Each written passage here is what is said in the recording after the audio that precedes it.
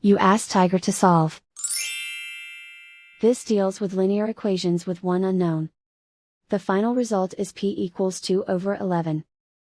Let's solve it step by step. Simplify the expression. Group like terms. Simplify the arithmetic.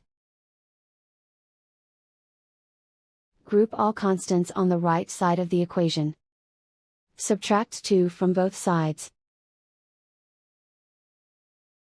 Simplify the arithmetic.